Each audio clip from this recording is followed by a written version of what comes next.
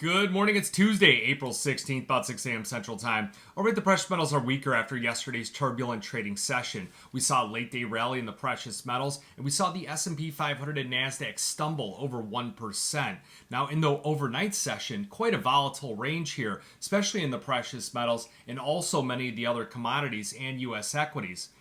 We had a slew of economic data come out from China, and despite their GDP rising 5.3% year over year in the first quarter, it was the weaker industrial data and also the contraction in the real estate sector that really pressured markets. Now today we'll have a lot of wild cards in the trading session that could really move these markets quite a bit, and I think that's why we're seeing a surge in the volatility index. It's going to be a slew of Fed speakers coming out, including Jerome Powell, and then also we're monitoring the geopolitical situation in the Middle East. We want to see what Israel's response is to Iran's weekend barrage of missiles. The dollar index now firmly over 106, pushing up yields, and yields are really pressuring stocks, specifically the Russell 2000, the NASDAQ, and also Bitcoin and Ethereum. Now, the 10-year note rose to 4.63%. It's been up 5 of the last 7 sessions, and we are at the highest level since November.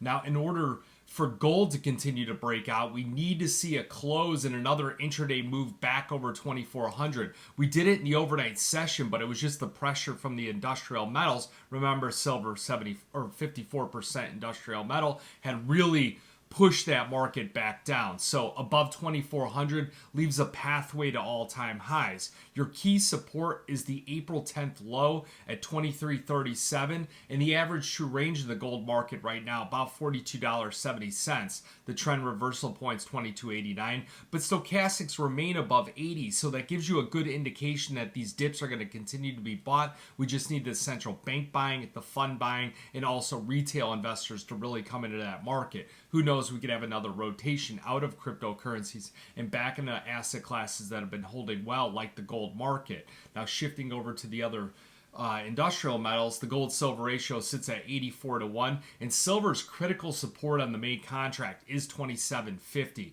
You need to close on the May contract over 29 in order to make another attempt at the $30 range. Looking at the S&P 500, it did pierce the 50-day moving average. Your critical level of support and your pivot point in the S&P 500 is 5,100. If we can close above this on the overnight session and the 8:30 cash open, we could see a run back up into resistance at 5,130. Above 5,130 leaves a pocket back up to 5,200. So expect the shorts to really come in and cover quickly on any kind of strength. A break below 5,100 at that 8:30 open could send a signal back down to about 50.70, and your critical levels on the crude oil market above 84.60 really targets a run back up to 86, and a sell-off before 84.20 really opens the door down to 83.70. So we got to continue to watch the dollar index, treasury yields, the Fed speakers, Israel's response. Those are your critical things to watch on the docket here today.